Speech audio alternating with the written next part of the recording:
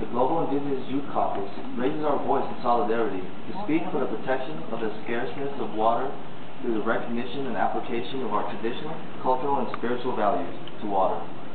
We reiterate that water is essential to life and is crucial for biocultural diversity and for sustaining all aspects of indigenous people's survival and well-being.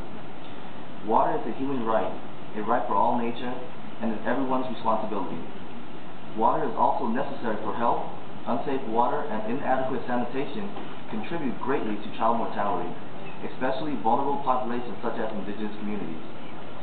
As recommended in the final report of the Forum's 6th session, we extend our support for the Indigenous World Forum on Water and Peace to be organized with the participation of our indigenous youth. Article 31 of the Universal Declaration of Human Rights states, "Everyone has the right to clean and accessible water, adequate for the health and well-being of the individual and family, and no one shall be deprived of such access or quality of water due to individual economic circumstance." However, United Nations Water Research observes that there are 884 million of people lacking access to safe drinking water. Indigenous youth and children in Sub-Sahara and other rural areas in Africa are suffering from waterborne illness due to acute shortage of clean and sufficient water. The diversion of water has resulted in terroricide and aquacide, which leaves our people deeply entrenched in poverty. Consequently, this kills and sickens thousands of our indigenous children and youth every day. The Global Indigenous Youth Caucus therefore submits the following recommendations with urgency. Number one, we recommend the Forum, in cooperation with the World Health Organization, UNDP, UNEP, and UNICEF, to allocate additional funds to educate and promote safe hygiene practices to our indigenous children and youth. Furthermore, a high-level expert meeting with UNICEF, Special Rapporteur on Water, should be organized to explore and establish indicators of water, well-being, and education for indigenous children and youth.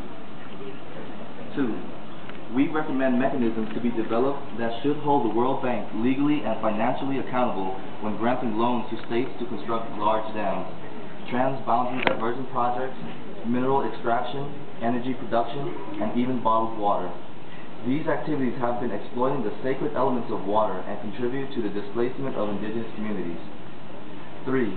We urge the Forum to recommend to ECOSOC, in coordination with the UNEP, Special Rapporteur on Water, and other UN bodies whose mandate relates to water, as well as indigenous organizations and experts, to conduct a UN expert meeting on water allocation, regulation, and access policies that affect the rights of indigenous people with participation of indigenous youth.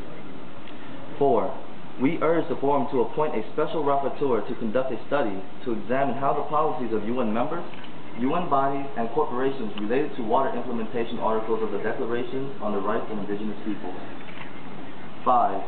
We urge the Forum to appoint a special rapporteur to conduct a study on the privatization of water by multinational corporations, the impact of such behavior, and the possible proposals for the return of the right to water, and if this is not possible, the remedies to indigenous communities. 6. We request the Forum to recommend the states that have abstained from the resolution on the right to water and sanitation to reconsider their position and to recognize water as a human right.